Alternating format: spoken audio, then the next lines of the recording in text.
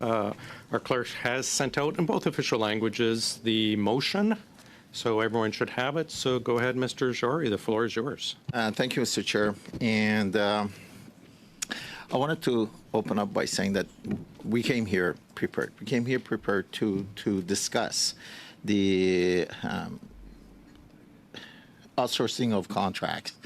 It's been something that was actually put on the list back on February of 22nd. Oh, this guy's going to try and filibuster. And it hasn't gone anywhere.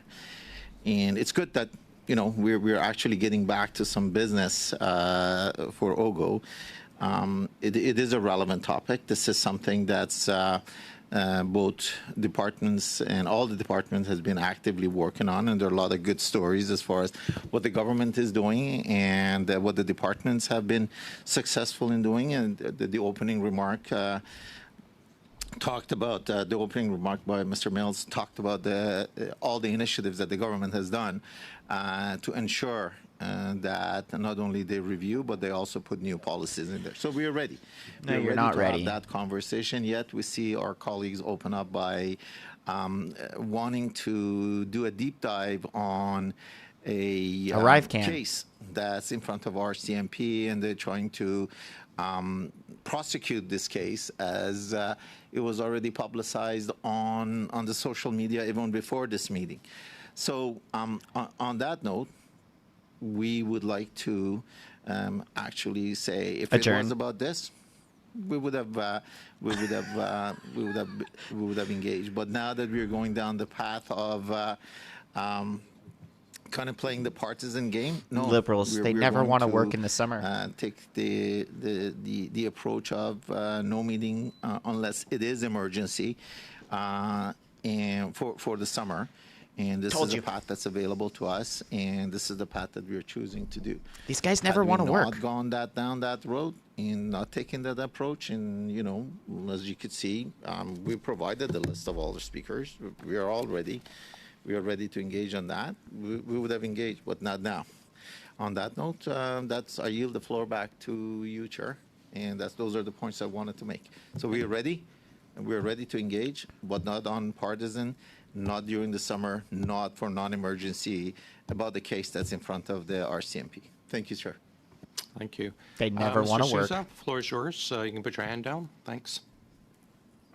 Thank you, Chair. As was mentioned in that motion before we recessed for the summer, it was clear that the will of the committee should prevail, and that opportunity wasn't allowed or provided for. And that's not been the case. And we've had a number of motions put before this committee to try to provide better decorum and some fairness in terms of how we proceed. And so I support this motion, and I think some others do as well. And I say we move to vote on this issue, and let's stop being judge, jury, and executioner on some of these other files.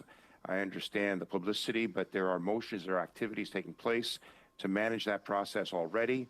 These in guys this case, don't want to work. I'd rather us do our work in the constituency where I am right now and where I believe others should be as well. Thank you, Chair. Thank you. I have Mr. Barrett, then Mr. Brock, and then Mr. Julian. Yes. Let's go. Ahead, sir. I'm not surprised, of course, Chair, that Liberal members of the committee want to try to cover up the corruption and failures and fraud that has run rampant after 9 years of their government.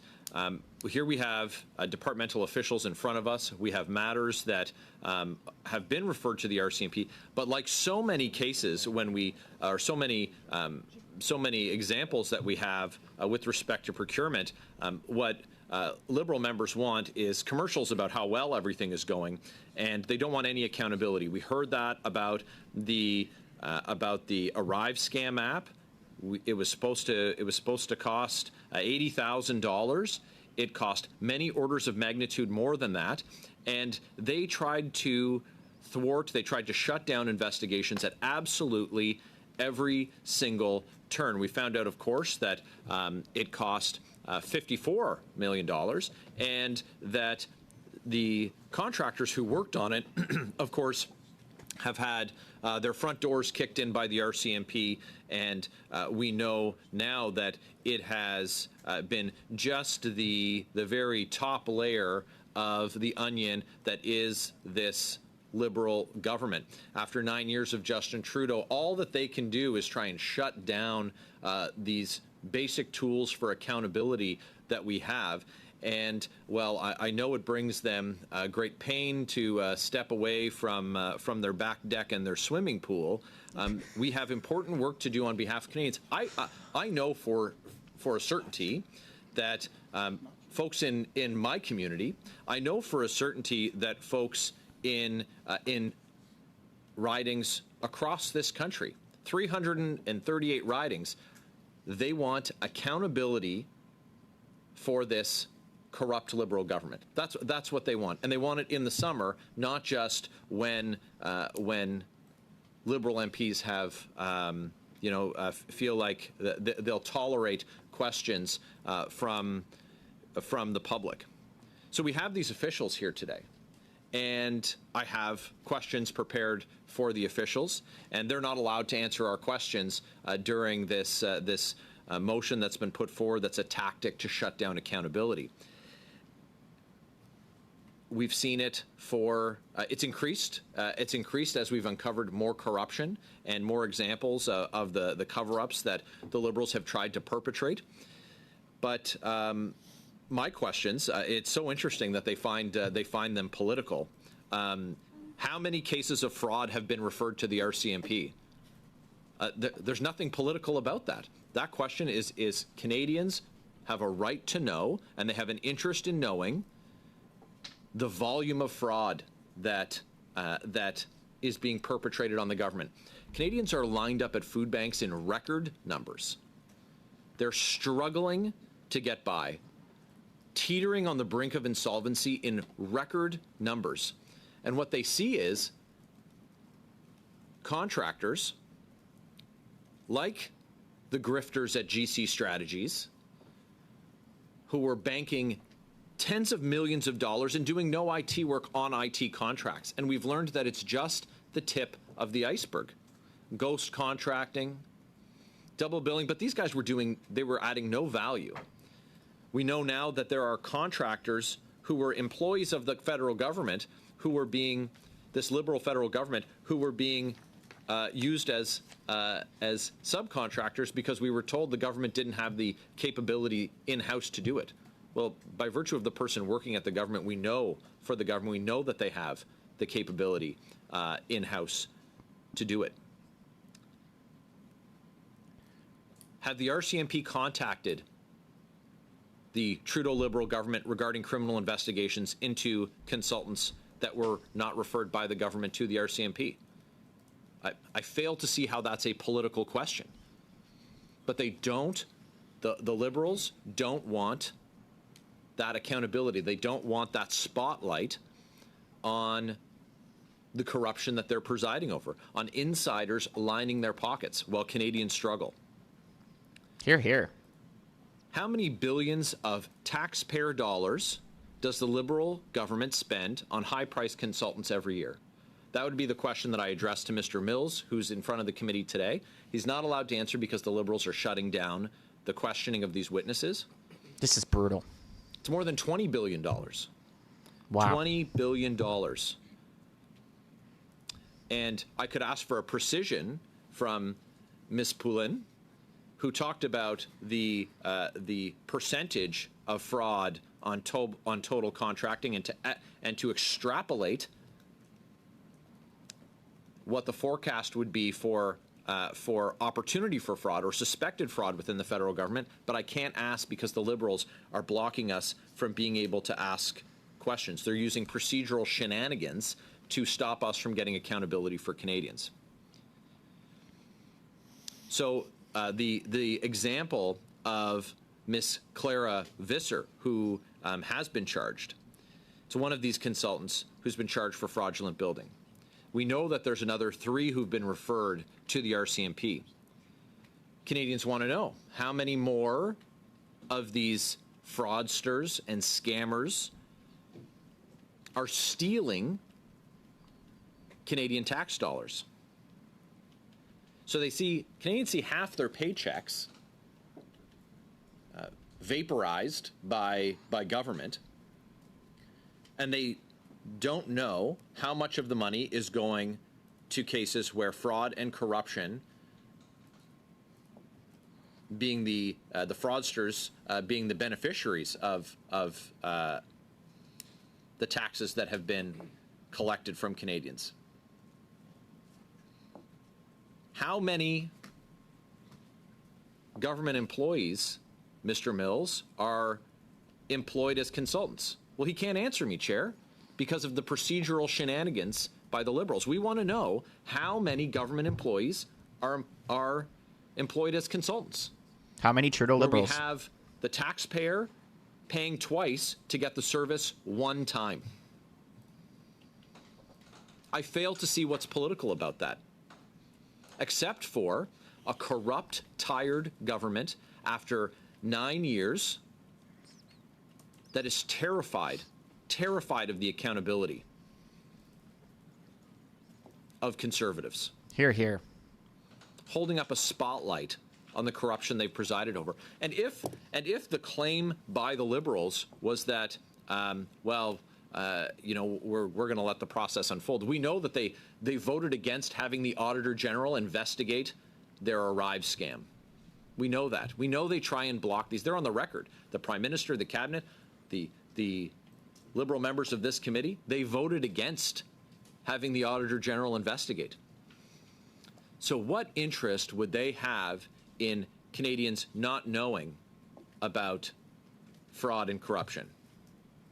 Well, it's because it's their buddies. These are Liberal insiders and grifters who are dining out, lining their pockets, while Canadians are lined up at food banks. Hear, hear. That's why they're blocking it. On double dipping, my question to our witnesses is that last year, in an industry that's growing under this government, 79 cases last year, 84 cases this year of double dipping. That's people getting paid by the government and getting paid by the government to be contractors. How many of them are in a conflict of interest? And I hope that the witnesses that we have today will take the opportunity to make good note of my questions, because the questions Are I fair. maintain curiosity for myself and on behalf of Canadians looking for answers. And though you won't be formally asked by the committee to provide those answers, you of course could furnish those in writing through the clerk to the committee, because Canadians want to know. 50% of consultants being in conflicts.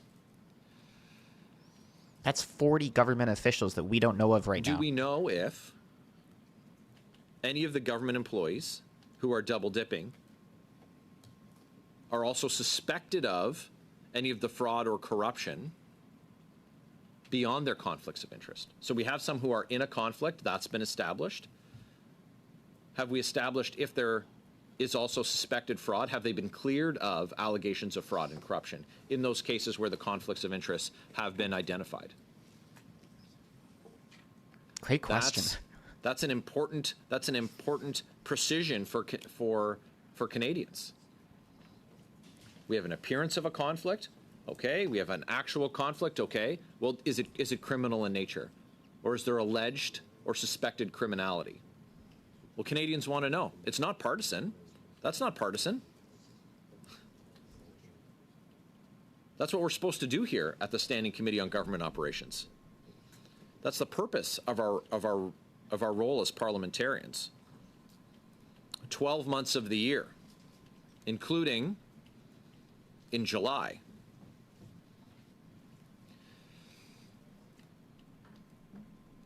We know that of the list of consulting companies that PSPC has created, many of them don't execute the function. They don't perform the work under the contract that they've received, like GC Strategies.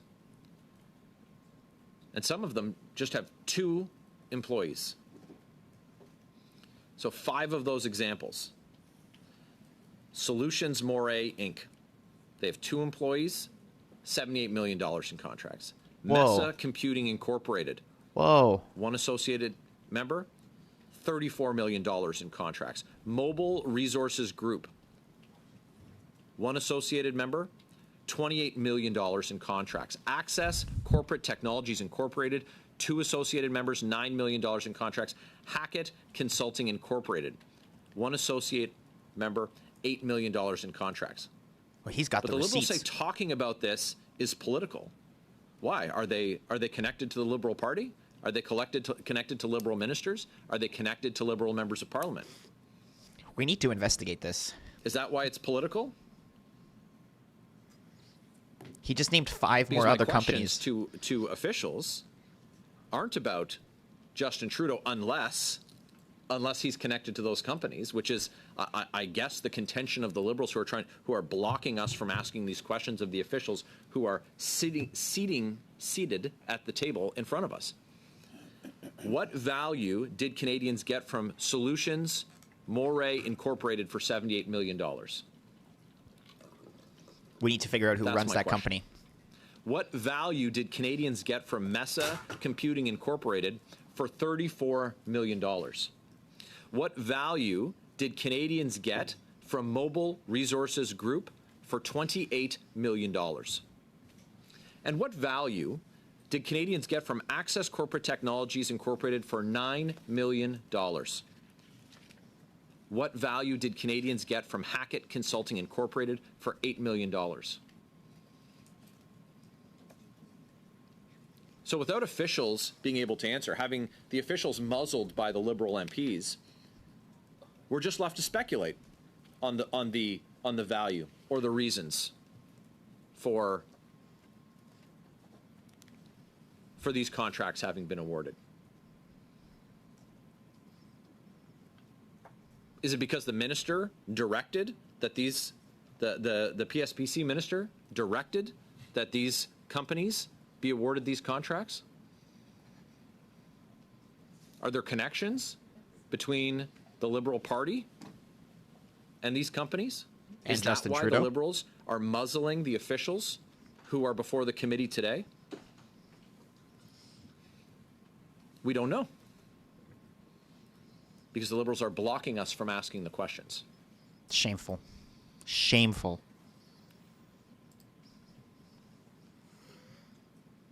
We could suppose that there are individuals who are perpetrating fraud on the government who's not delivering, not executing on their fiduciary responsibility to protect Canadians' tax dollars, who are not doing their job.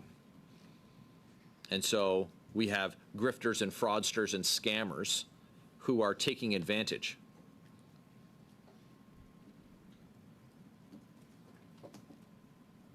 That, if the charge of the Liberal members is that that's too political, well, is it because you feel responsible for it?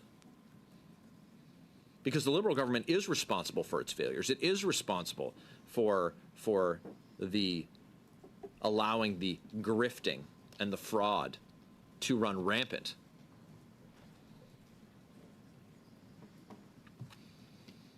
So I'd like to know from our witnesses today, are high-priced consulting middlemen still being used throughout the government?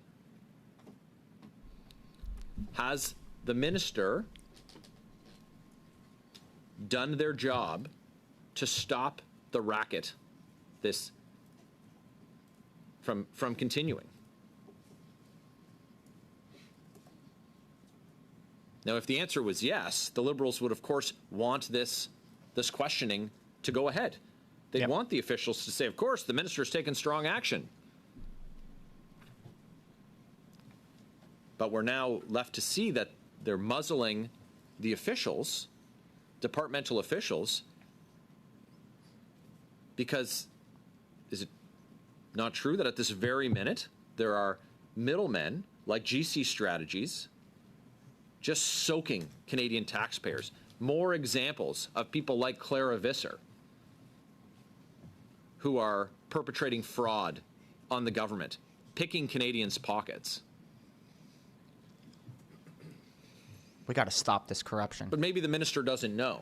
So I would, of course, ask if the minister has been briefed on the value Canadians are getting for the hundreds of millions spent on the middlemen who do no actual work. Was the minister briefed? What was the date? Did the minister request it, or was it offered by the DM or the ADM?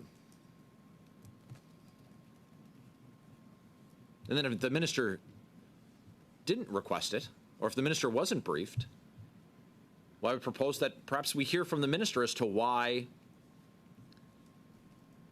they didn't take an interest. It's very interesting that instead of basic accountability, the Liberals immediately see it as a political crisis.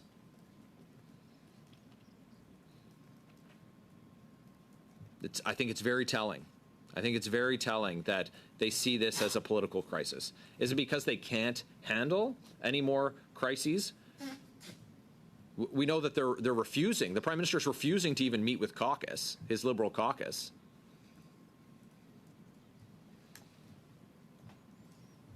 But I don't expect it's because they're concerned about these issues, or they'd have the opportunity today to ask officials questions and show their constituents that they're concerned about the cost of living crisis after 9 years of Justin Trudeau and his inflationary spending.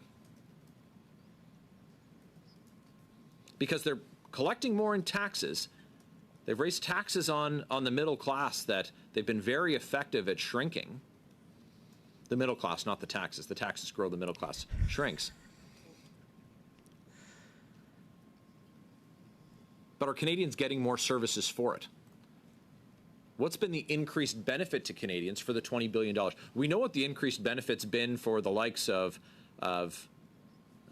Christian Firth and GC Strategies.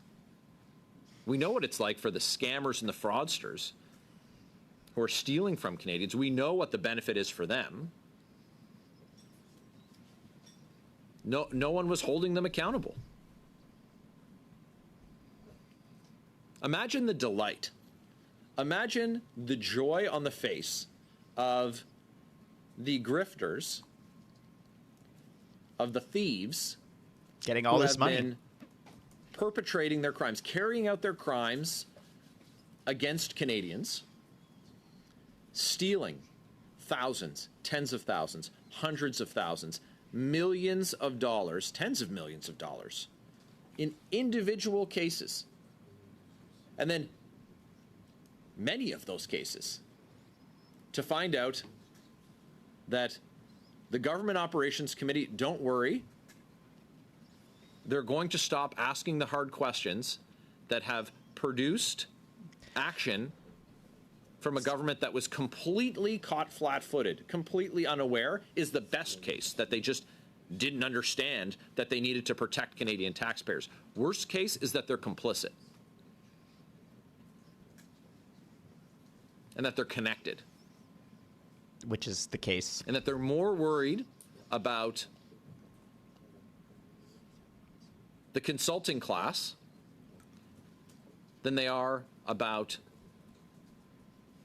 Canadians who work incredibly hard and see their earnings vaporized with inflation and see their paychecks more than halved in taxes, with taxes. We need to get to the bottom of these companies. What a gift. What a gift to the corrupt that the Liberals are giving them by attempting to stop accountability. Just count, you can picture it. You can picture it. They've got their countdown clock to to each break so that they can, each break in parliamentary proceedings. Well, the House isn't sitting upstairs, so there's no way committees could meet. Of course committees can meet. My constituents are well represented if I'm in Ottawa for 4 hours. Does it mean I might need to pack a few more meetings into another day? Absolutely. But when I see them, I don't hear from any of them. You know, you guys have too many committee meetings in Ottawa. It seems like it's getting a little too political down there. You asking for answers about all of that money that's hemorrhaging out of Justin Trudeau's Ottawa. You know what? That's not something that I hear from people. I hear that they're struggling. I hear that they want change. They want change by this government, and they want a change from this government.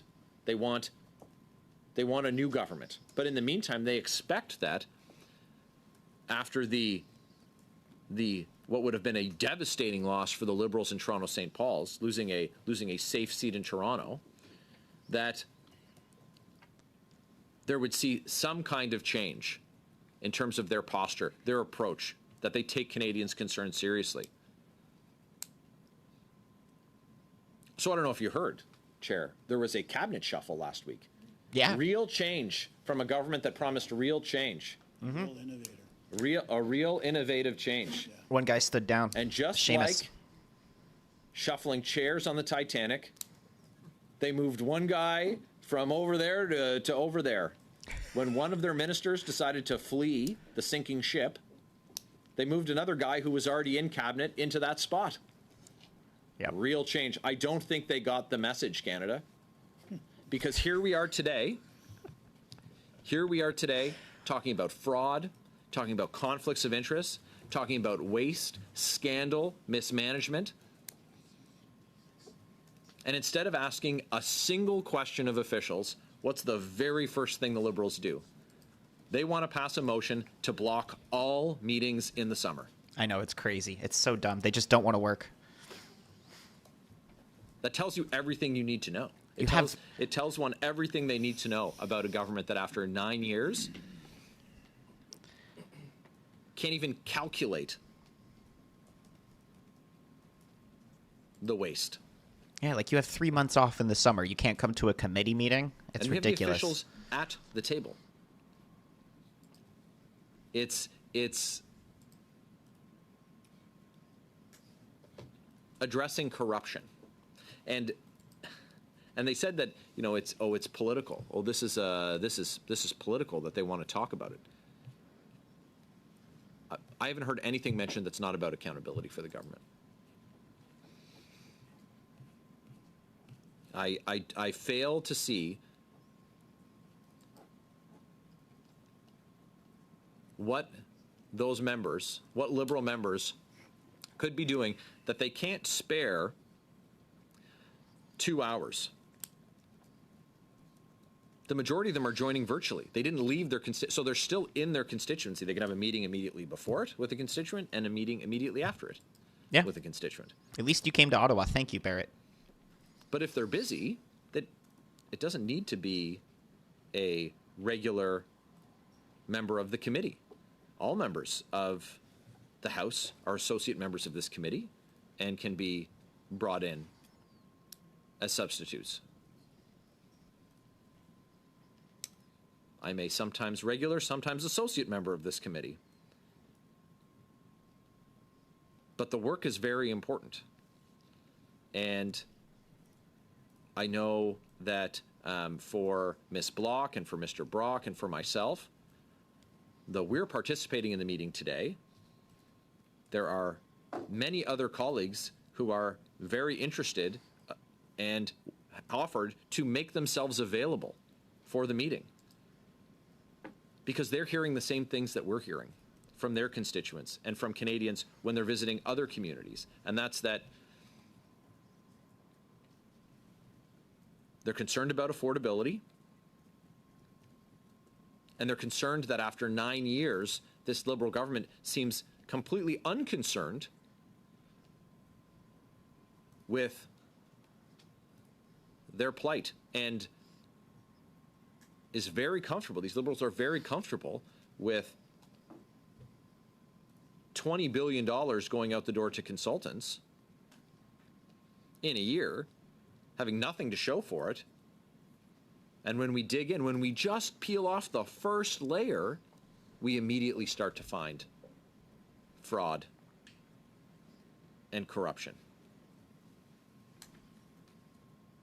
And we're seeing that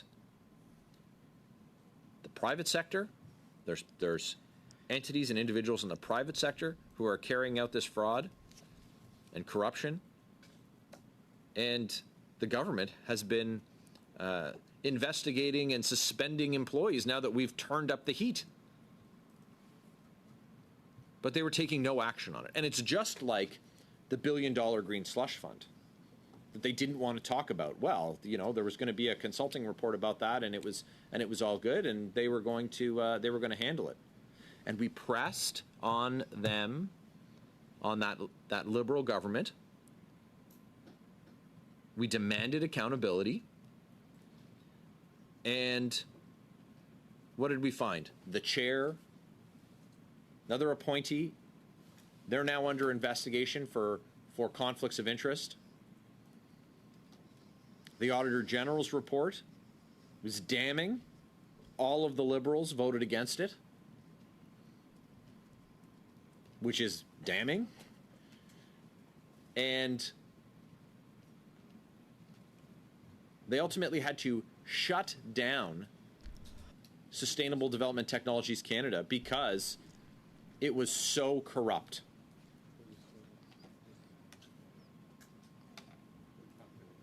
What, I think 180, more than 180 conflicts of interest were found? It's brutal. They had directors in the room, and the Liberals were fine with it. They had directors who were voting on giving their own companies money. And they said, oh, well, they talked to their lawyers, so they said there was no conflict, so there's no conflict. I know Canadians don't see it that way. But it took incredible pressure. Incredible pressure. And we had to drag them kicking and screaming every step of the way. But we've got part of the way there. We're achieving some accountability. We're getting some answers. We're going to need to get Canadians their money back, because that's an important part of this too. And I think that's one of the main messages that should come out of this, is that the Liberals are prepared to disengage from the accountability mechanisms, and Conservatives are taking a very common sense approach. If you steal from Canadians, you will be caught, and we will get the money back. And you ought to be jailed. Now, that's not something that we can control. We'll refer the matters to the police. The police can refer to the Crown. The Crown can take it to court. But what can we do? We can root out the corruption and get the money back. Now, why is it that the Liberals don't want to get the money back? Who got the money? Who got Canadians money that these Liberals don't want to get their money back? Is it because they know them? It's because they're Liberal insiders? Trudeau's we can friends? ask the officials some questions, but the Liberal procedural shenanigans are blocking that from happening.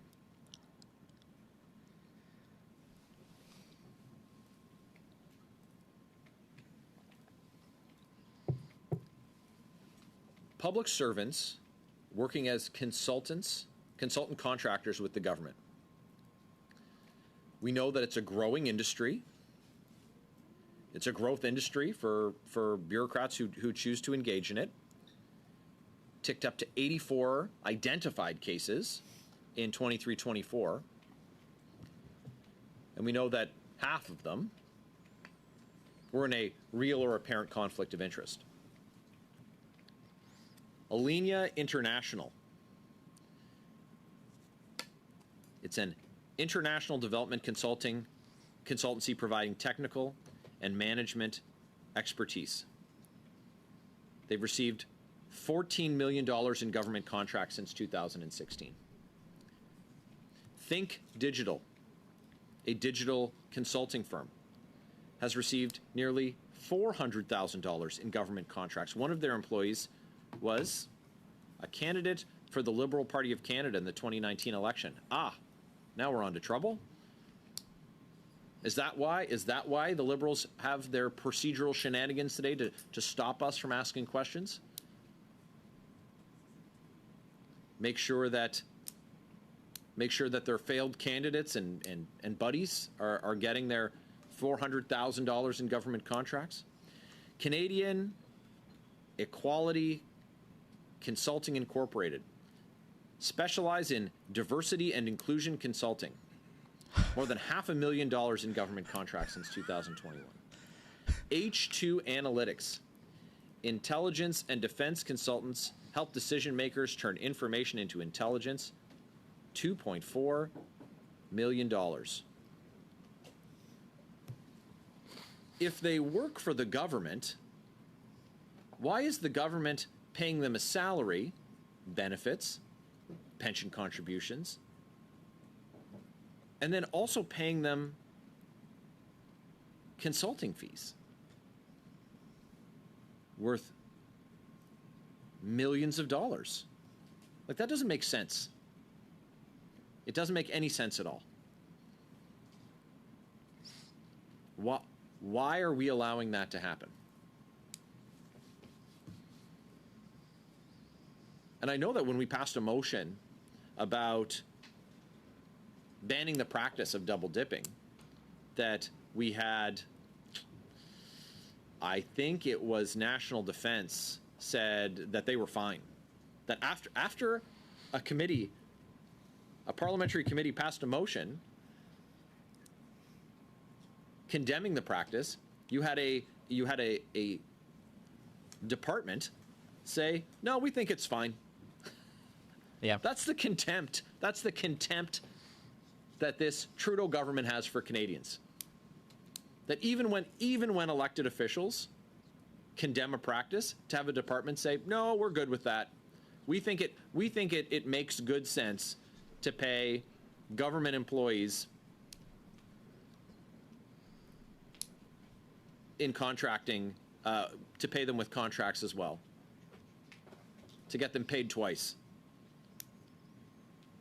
It's absurd. So is that what's political that the Liberals don't want to talk about? The absurdity of the policies that they've not just presided over, that they have departments promoting.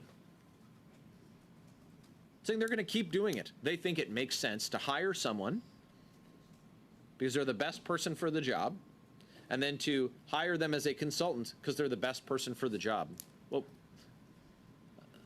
are they... How is it possible that they're both the best consultant and the best employee? They're getting paid, and they're getting paid twice. Shouldn't we be using that person's expertise in-house?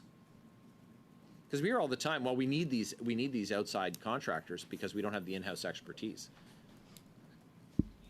Well, all those middlemen companies billing what amounts to hundreds of millions of dollars, they're not adding any value. Google and LinkedIn, maybe. Or maybe we have departmental officials telling companies like KPMG that if they want to get the contract, that they've got to be a subcontractor to a two-person outfit with a couple of jokers working out of a basement who are just marking everything up 30%. It's not added value. It's not bringing in any expertise. And it's incredibly expensive. And it's certainly not like the government's presiding over, financial management that sees us in some kind of boom times. They've spent more money. They've racked up more debt than all governments before it combined. That's their legacy. They'll often brag about, well, no one spent more on housing and got worse results. That's the part they're leaving out. No one's ever spent so much to achieve so little. And I guess that would have to be the Liberal campaign slogan, and that's why we haven't had an election, to say nothing of the lack of confidence that Canadians have in them.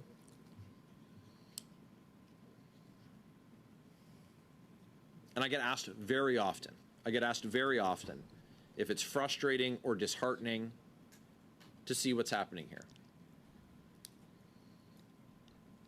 And it is absolutely frustrating. It is disappointing when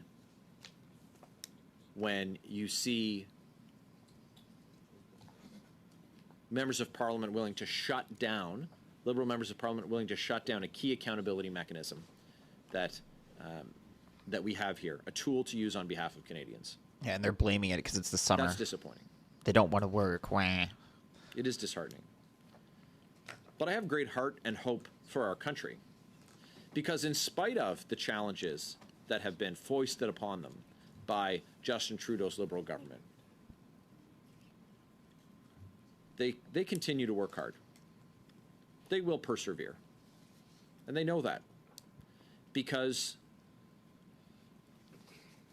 life wasn't like this before Justin Trudeau, and it's not going to be like this after he and his government are gone. Hear, hear. It's deplorable, Mr. Chair, to have Liberal MPs come here and say that it's not important to get accountability for Canadians and it's too political. I'm sure it's too damaging politically for their government, but we're not going to abide that and let them say, well, they're awfully busy. We'll get busy with the right things, because they're able to have these meetings from they don't even need to leave their constituencies. They don't even need to leave their constituencies.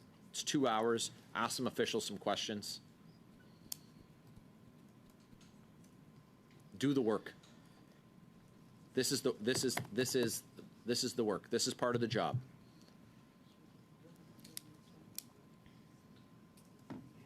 So, of course, I don't support the motion in its form. I have more questions for officials. So if this is going to get shut down, I will speak again, Chair, to at least advise the officials of what my questions are for them. Give them the opportunity to get back to us with some of those answers, because Canadians deserve the accountability. When I talk to them, when I hear from them, they're demanding accountability, and that's the function that we're providing for them. So. So I'm interested to hear what some of my colleagues have to say about this.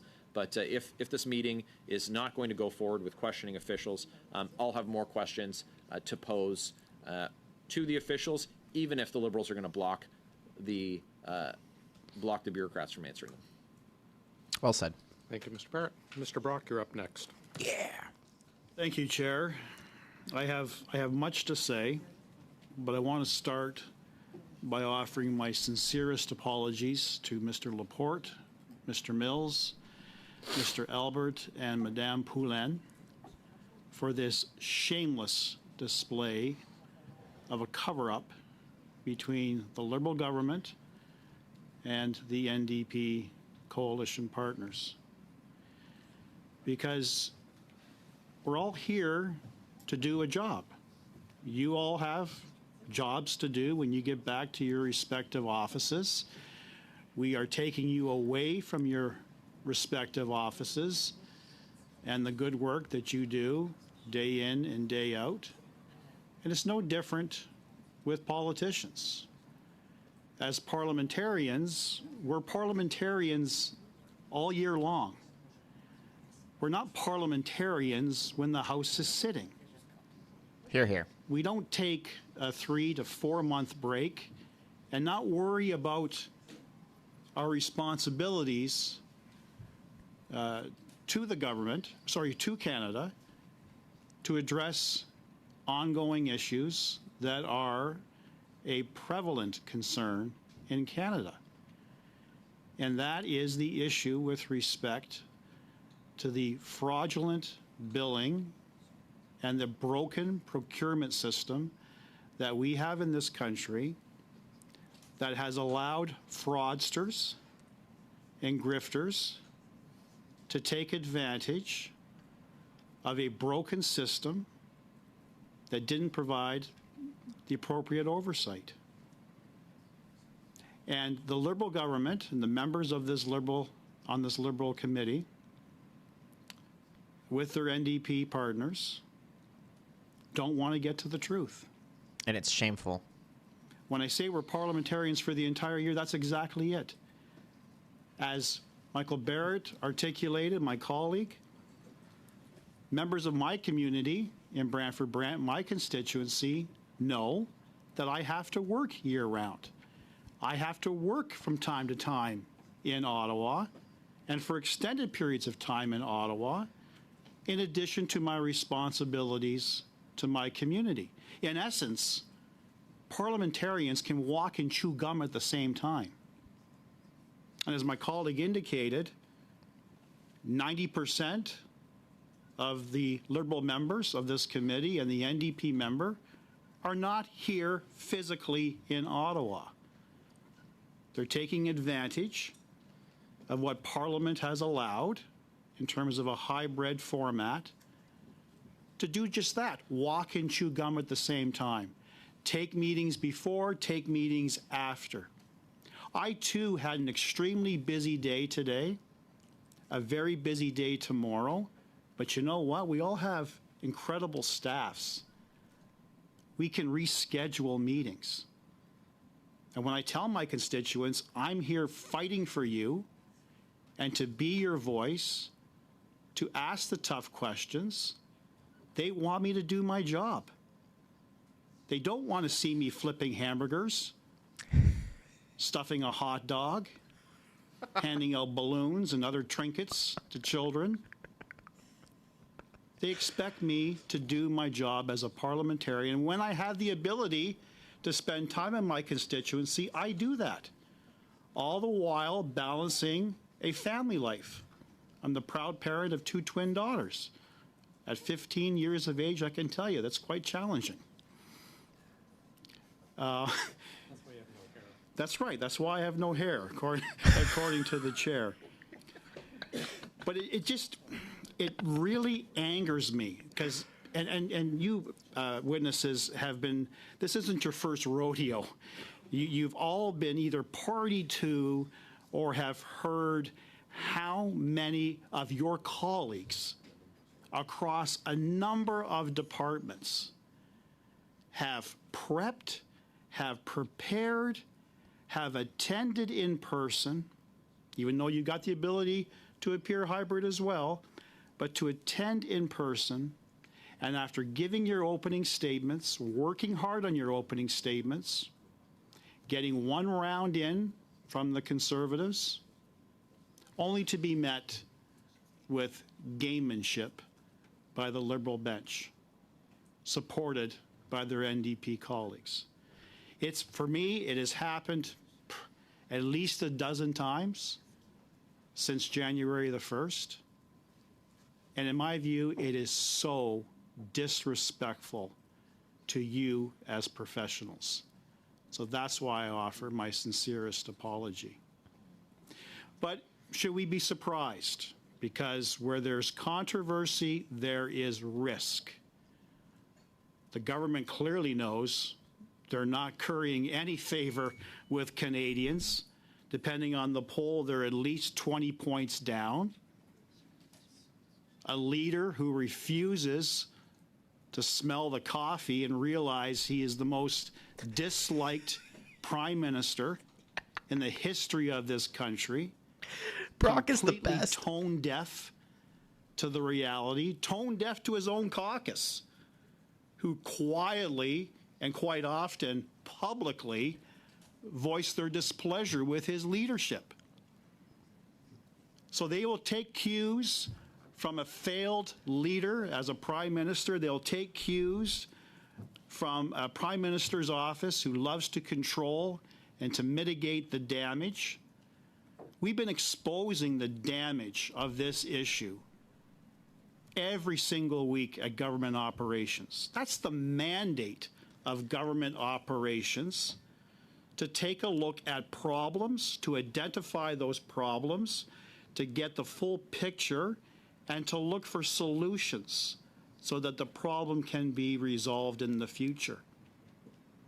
If these members view that to be political or acting as a prosecutor, as Mr. Sousa has often indicated from time to time, or being too prosecutorial, Mr. Brock, you've given up your former career as a Crown prosecutor. You're a parliamentarian now. It's time to be nice. Throw the softball questions to witnesses. That's not our job.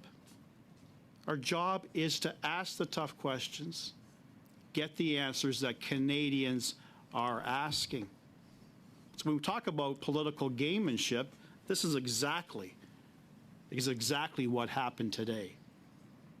Because there is a lot of problems with this issue that needs to be explored. We all remember the famous slogan that Justin Trudeau used in 2015, "Sunny ways, Canadians, sunny ways." He even then wrote an open letter to Canadians, and I'm going to read various passages of that letter. It was dated November the 4th, 2015, starts off, "My dear friends." Point of order, Mr. Chair. And there's a point of Excuse order. me, Mr. Brock. Yes, Mr. Jory? First of all, I want to thank you for the latitude that you've shown on the spectrum of the conversation that we're having, and also thanks to all my colleagues for the patience. But I'm not sure, and Canadian now can see exactly why we call it this meeting a politicization than anything else. Or what's the point Having of order, said that, please, sir? What's the point of I'm order? looking for Sorry. relevance of referring to by-elections and referring to, it's all about to the fact It's that not the a point motion of that we're order. debating. That's not a point of order. What's the relevance? I do find it relevant, but we always do offer very, very wide berth for such debate. And it is, the motion put forward allows, because it's not very specific, allows an extremely wide area to debate. Continue, Mr. Brock. Thank you. So partway through this open letter to Canadians, the Prime Minister says, "Our country faces many real and immediate challenges, from a struggling middle class to the threat of climate change. If we are to overcome these obstacles, Canadians need to have faith in their government's honesty and willingness to listen." Emphasis mine.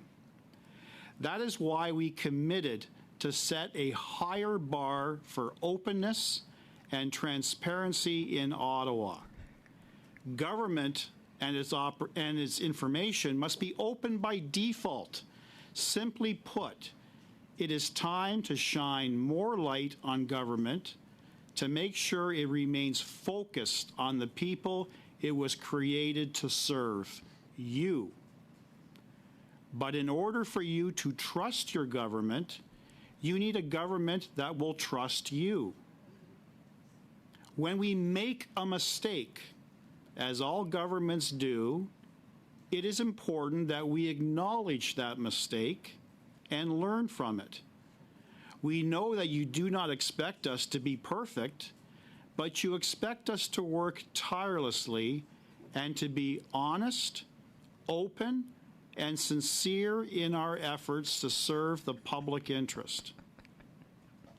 Before the election, we also made a commitment to bring new leadership and a new tone to Ottawa.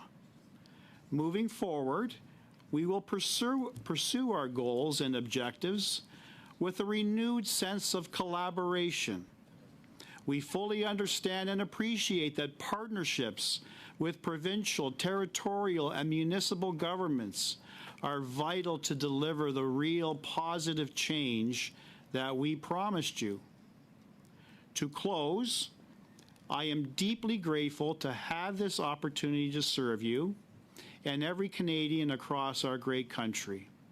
I am committed to leading an open, honest government that is accountable to Canadians. Repeat, accountable to Canadians. Lives up to the highest ethical standards. Brings our country together and applies the utmost care and prudence in the handling of public funds. That's hilarious that Thank Trudeau you said for that. having faith in me. That's hilarious. Thank you for putting your trust in our team. We will not let you down. What an absolute joke. An absolute lie. We're talking about fraud in this committee. In my respectful opinion, the Prime Minister, Justin Trudeau, committed the biggest fraud on this country and Canadians. And he needs to go to jail. Everything that I read out in the record, he has done the complete opposite. Just that last line, to apply the utmost care and prudence in the handling of public funds. Would we be in the mess we are right now?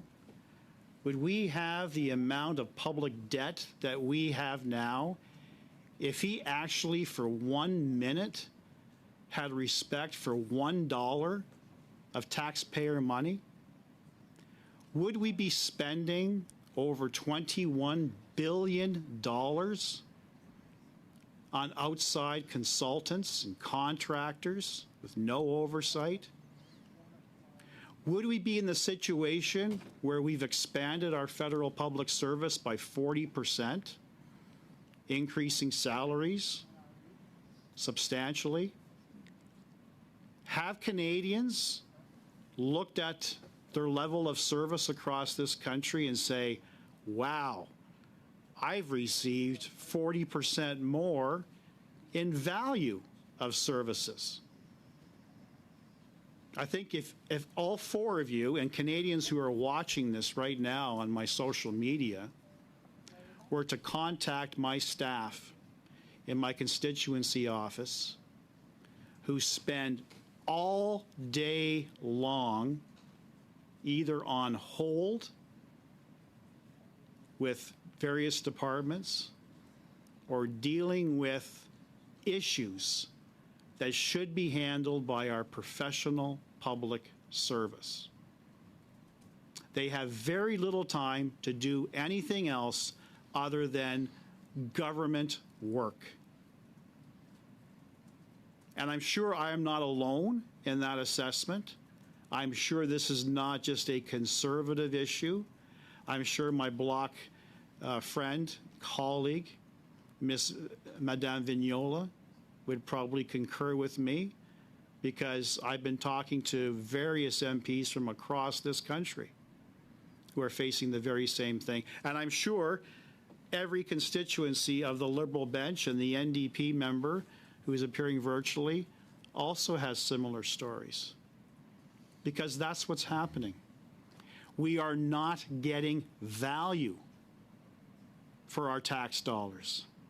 And I hear that daily from constituents. I hear that daily from Canadians from coast to coast to coast on my social media.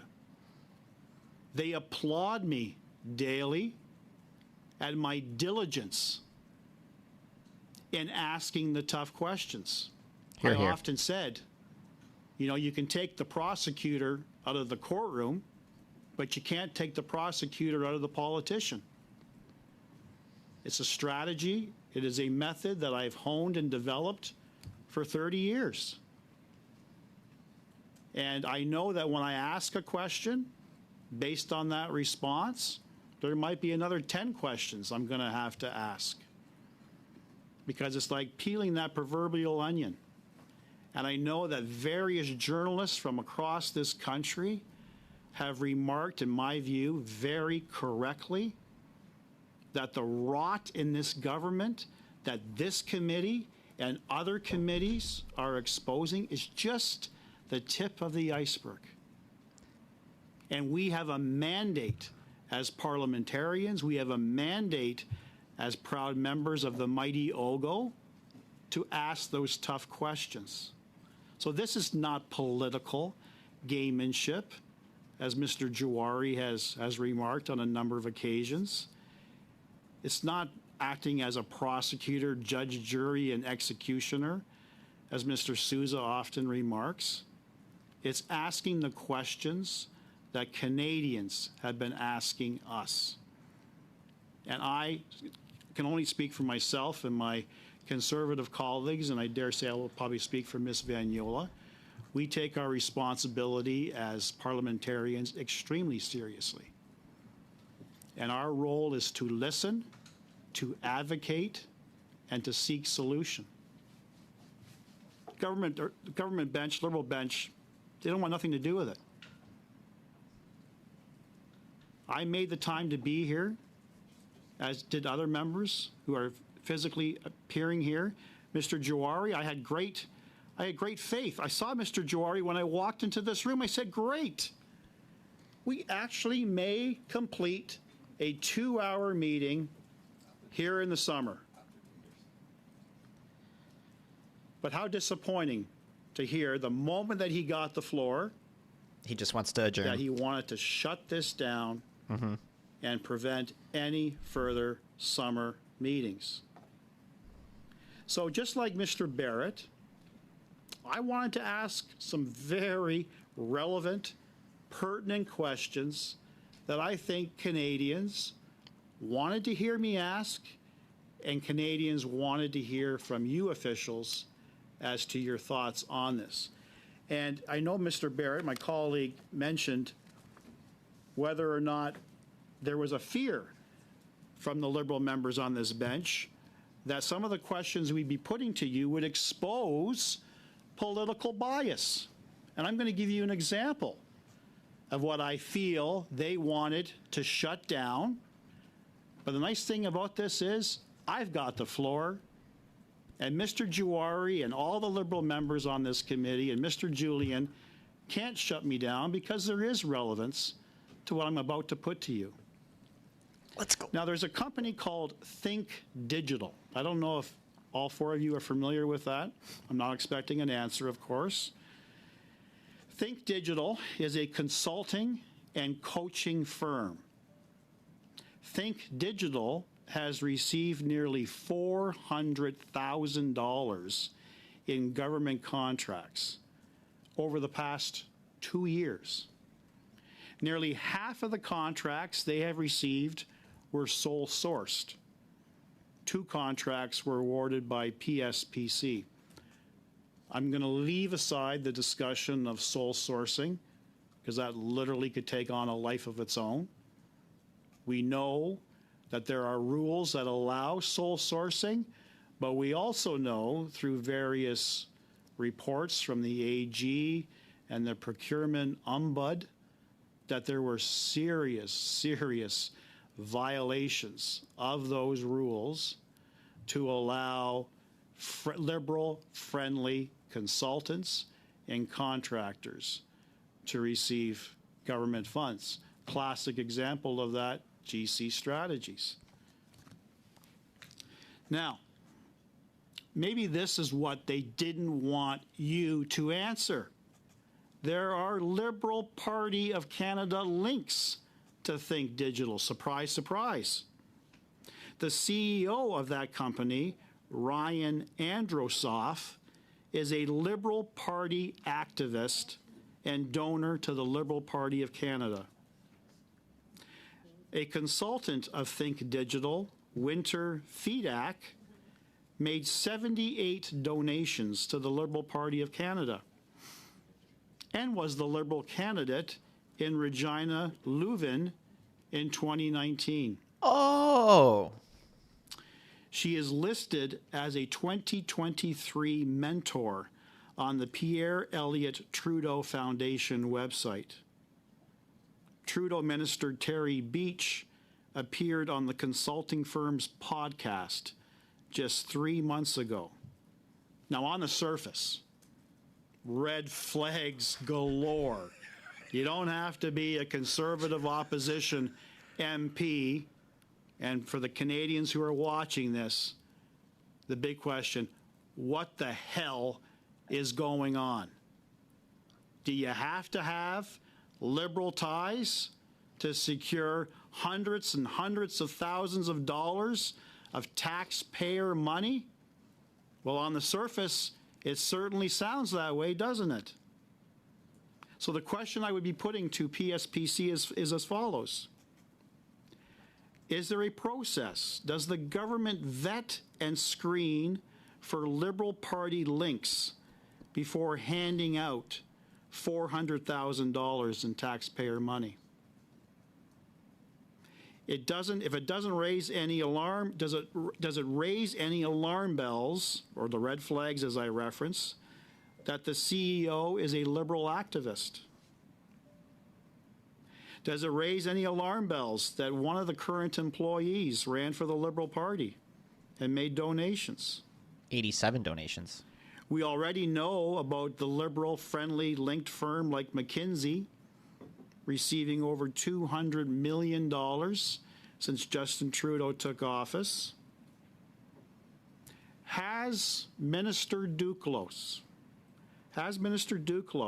asked for a review of firms receiving government contracts that have direct ties to the Liberal Party of Canada? No. If you responded, I'm not aware, or no, I would be asking you, would you be willing to commit to undertaking such a review? But I guess the big question that's on the minds of myself and Mr. Barrett, I'm sure Ms. Vignola, and Canadians, what value did Canadians receive in these contracts? We have 2 million Canadians using a food bank every month. I attended my own local food bank not too long ago. I was shocked to hear about the statistics of the number of people in my community using food banks. And surprisingly, people who are using out of necessity were the very same individuals who once donated. When food prices were under control, when we didn't have runaway inflation, when we didn't have the punitive carbon tax that is making life so unaffordable for everyone in my community and communities across this country. This is the unfortunate legacy of Justin Trudeau's Liberal government.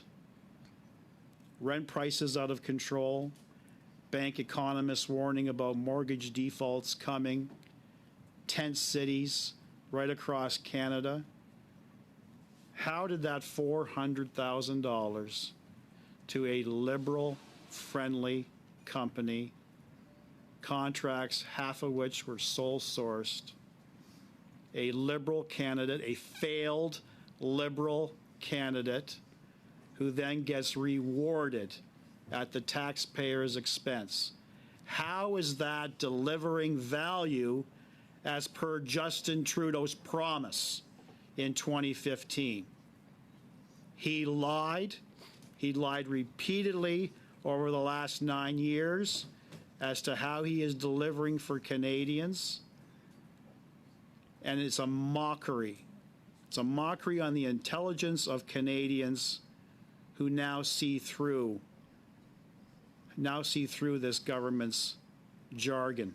Hit that like if you agree. Bullet points and talking points and appearances in front of cameras.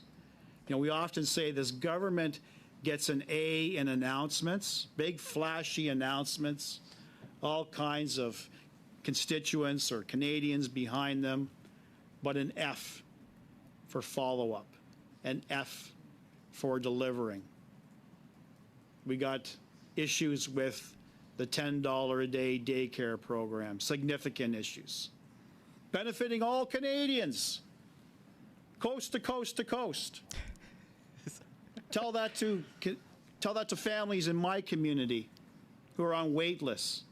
Tell that to families in the county of my constituency who don't have access to transportation to take one of those $10 daycare spots. Let's talk about the problems with the dental care program. You know, every time we bring up the reality of what Canadians are facing day after day after day, what do we hear from the government? Take, for example, our Deputy Prime Minister, Finance Minister, Chrystia Freeland. She's the worst. But Canada has a AAA credit rating.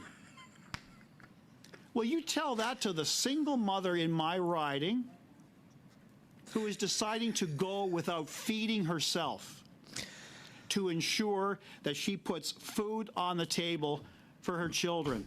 Here, here. Who goes to Goodwill or Salvation Army, and through the generosity of other neighbors, she picks up some used clothing, but she's able to buy clothing barely for her children. Do you think when she's struggling at the cashier, we all know spending $100 on groceries today might net you 1 to 2 bags, most likely 1 bag? Do you think when she's struggling to pay for those groceries, she's got Chrystia Freeland ringing in her ears? But I should be proud that as a nation, we have a AAA credit rating. It's tone deaf.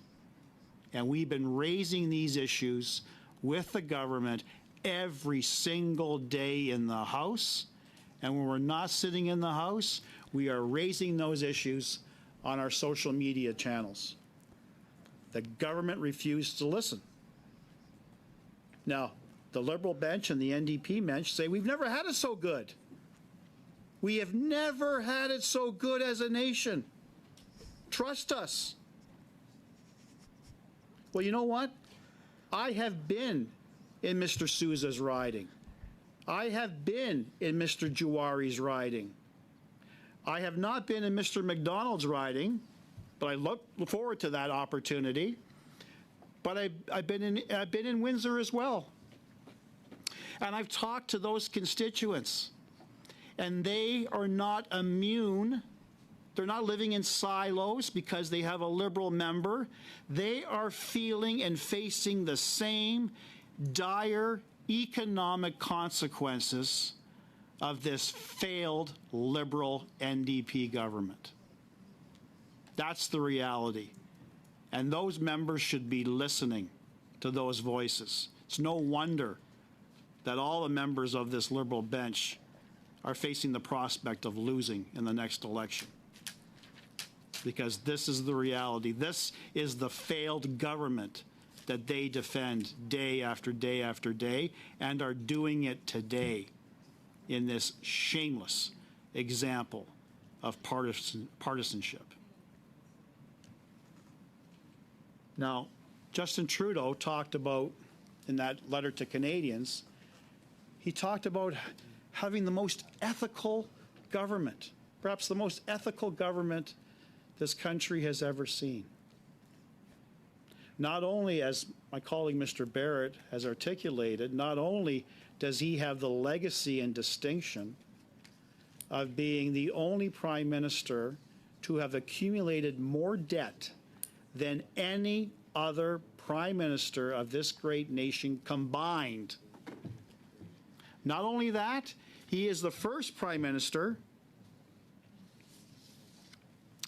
He is the first prime minister to have been found guilty. Let that sink in.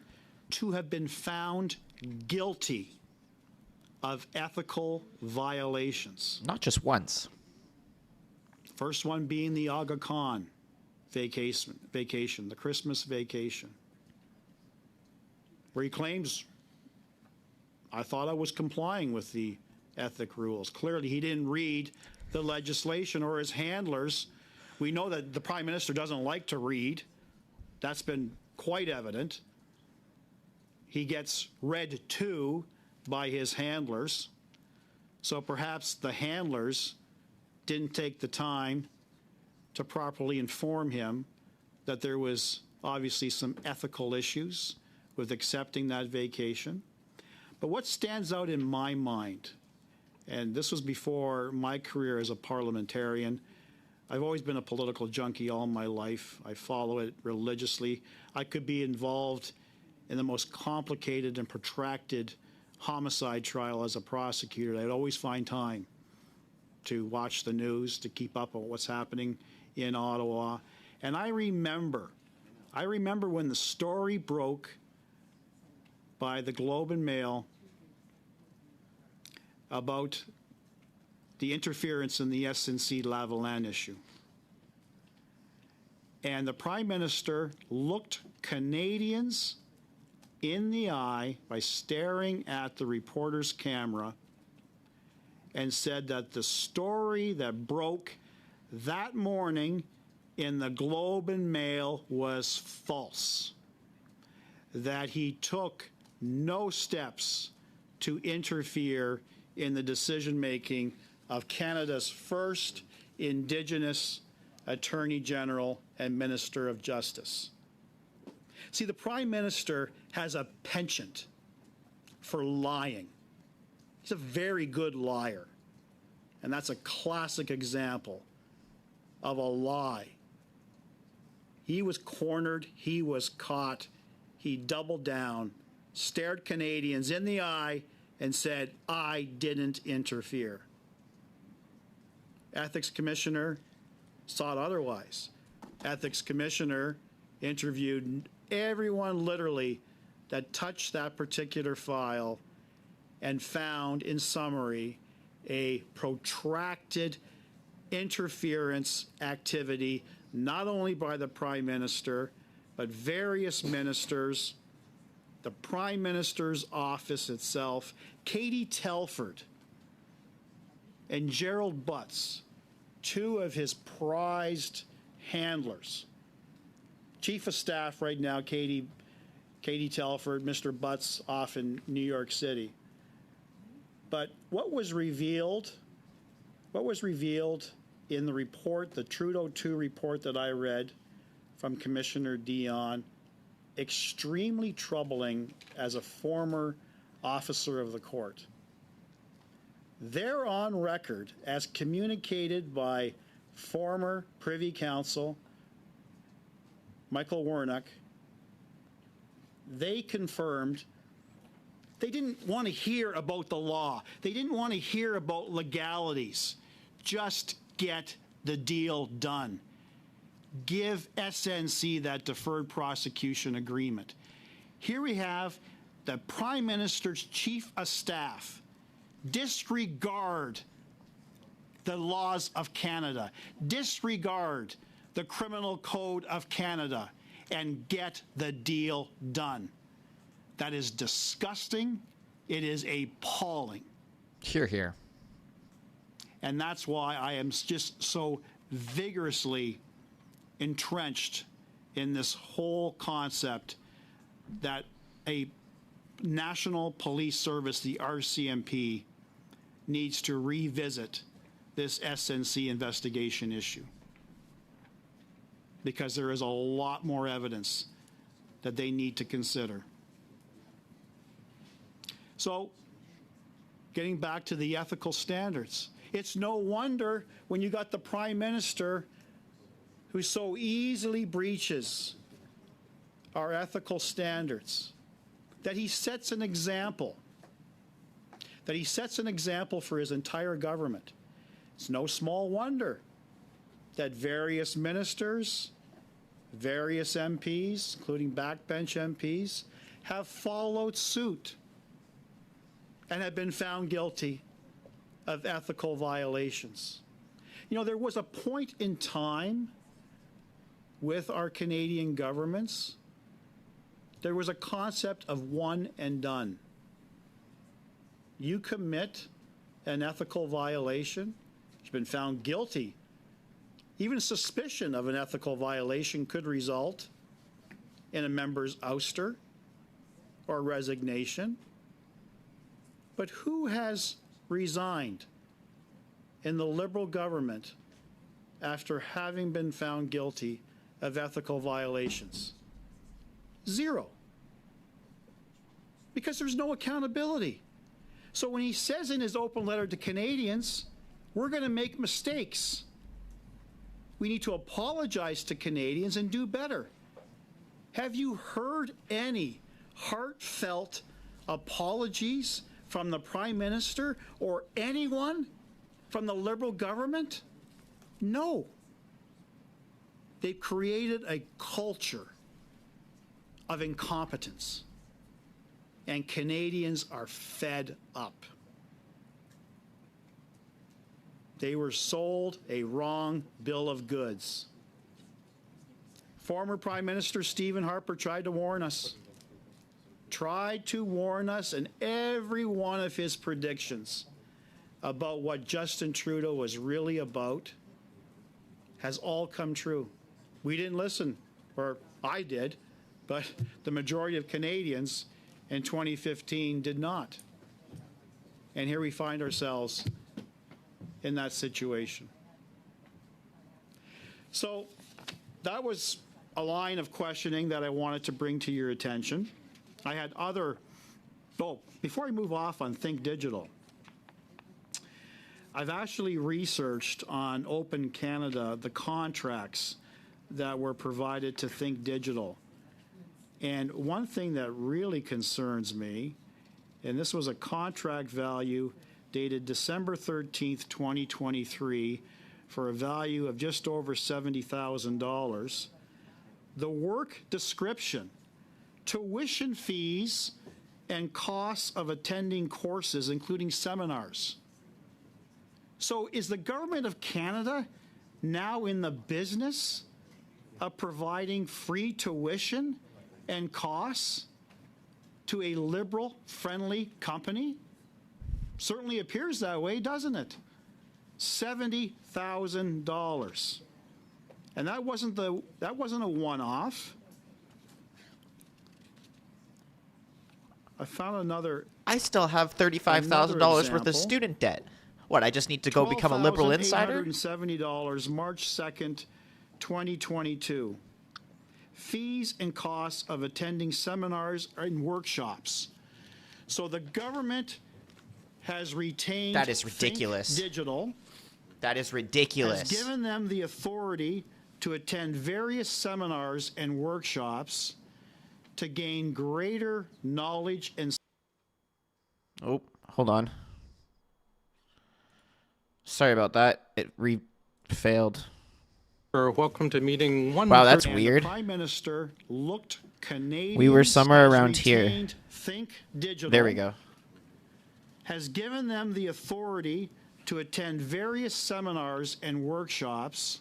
They're trying to cut us out, guys. Greater knowledge and skills at the taxpayer expense.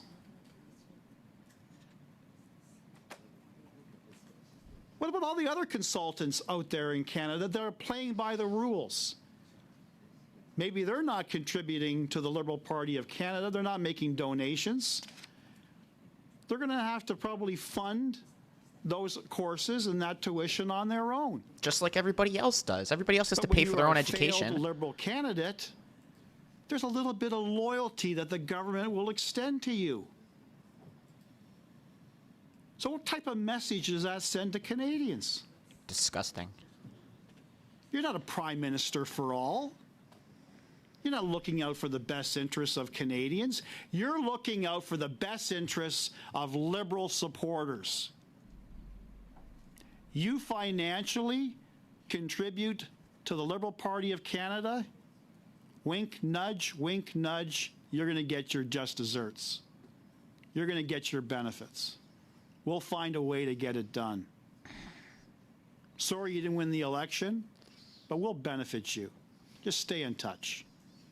That's the message Justin Trudeau wants to send to his cronies. And that's what this committee wants to examine.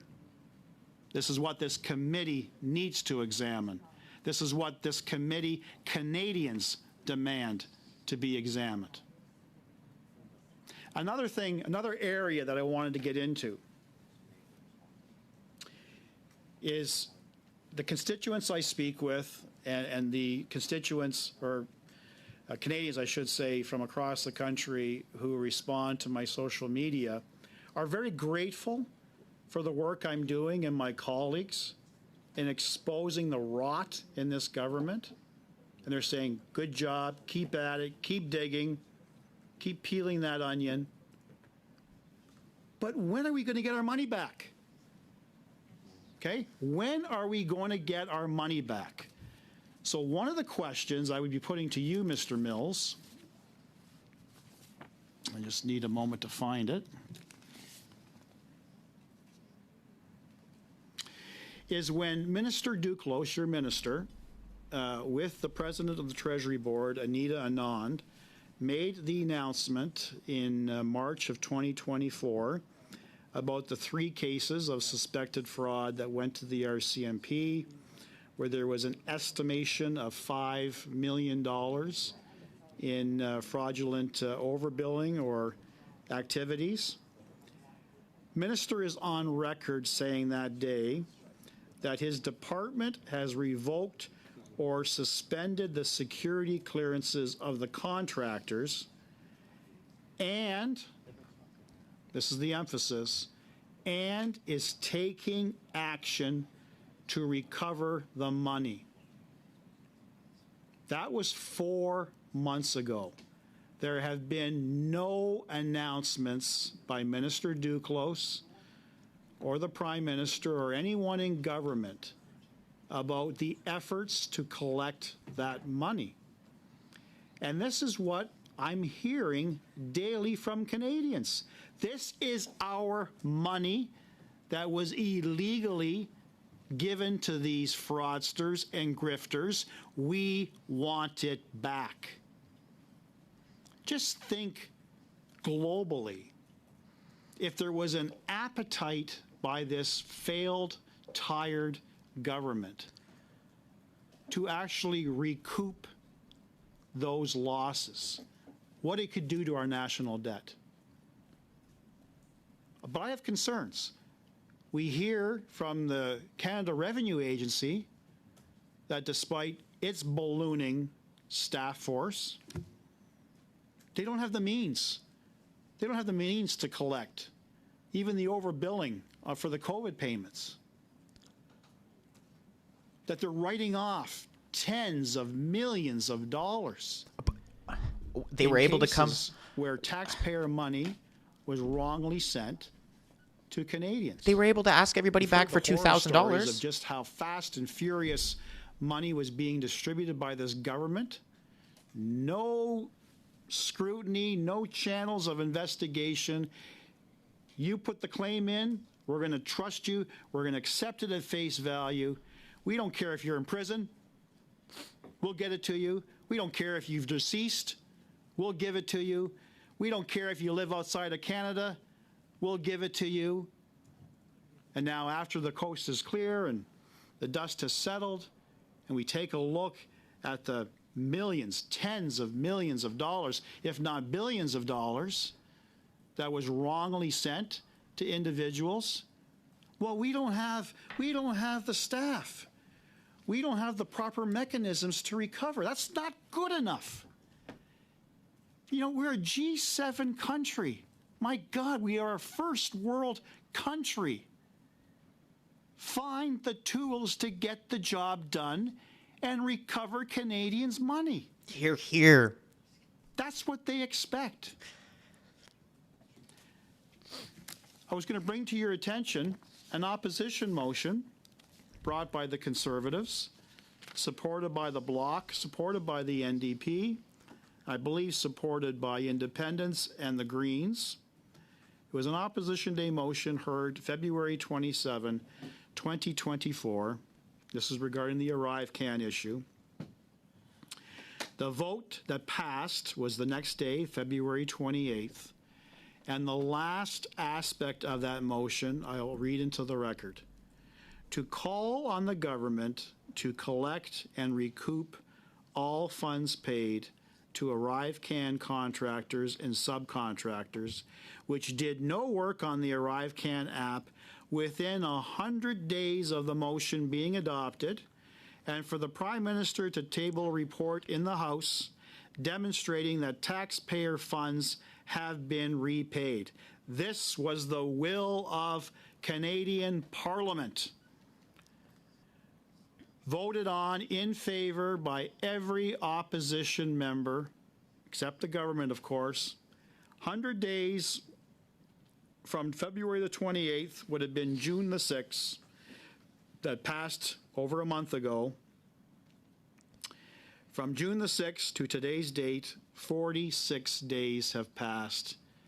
And what have parliamentarians heard, and what have Canadians heard? Nothing but crickets. So, the obvious question to your department: has the minister given you direction? Has the minister adopted a regime to recoup the tens of millions of dollars given to Government of Canada Strategies, also known as GC Strategies, and its grifter Christian Firth? What have you done? Is it in process? Has the government recouped anything to tell Canadians we are the stewards that we said we would be for the taxpayer? That's just one example. I personally, I know Mr. Barrett and Ms. Block, we really wanted to dive deep into the number of cases that have been referred to the RCMP. The RCMP, and I understand this from my past background, wanted to attend committee and provide as much information as they could. The end result was we didn't learn a lot because they're in the middle of investigations and they wanted to preserve the integrity. I get that from a legal perspective. I don't get that from a parliamentarian perspective. And that's why I kept asking the questions. Can you give us a sense, Commissioner? Can you give us a sense as to how many cases of potential criminal activity, largely fraud related, is the RCMP currently investigating?